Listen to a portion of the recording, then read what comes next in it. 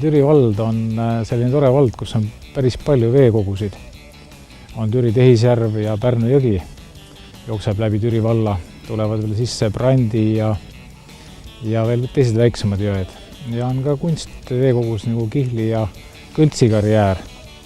Kaladest on meil kõige tavalisemad särg ja ahven, haug, aga küllaltki palju on ka linaskit ja just siinsamas Türi Tehisjärves ja Kihli ja Kõltsi järvedes. Ja muidugi on ka väärkala, väärtuslik kala, forell. Just eriti see Pärnu jõe ülemjooks on forellirikas, aga forell on väga kaval kala ja tavaline kalamees seda nädalalt kätte ei saa. Aga kalal on ju mõnus käia, kas siis üksinda või kogu perega. See on hea puhkuse võimalus. Ja kui olla lihtsalt niisugune harrastuskalamees, siis ei lähe ju väga palju ka kulusid. Ostad õnge, ritva, konksud, ujukid ja tina ja ussi saab peenra pealt kaevata ja tuledki siia järve äärde, kas siis ahvenat või särge püüdma. Aga kui oled juba natuke tugevam kalamees ja kogenum, siis ostad spinningu ja siin Türi Tehisjärves on väiksemaid ja suuremaid hauge sees.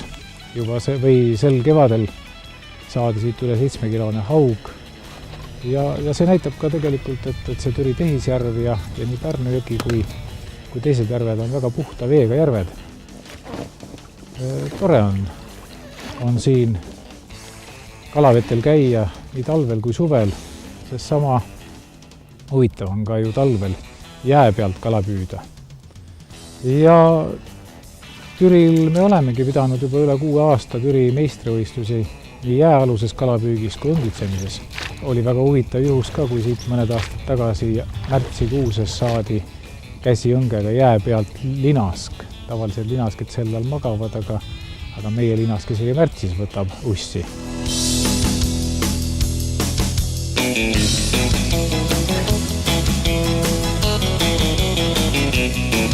Ja nii lihtne see ongi.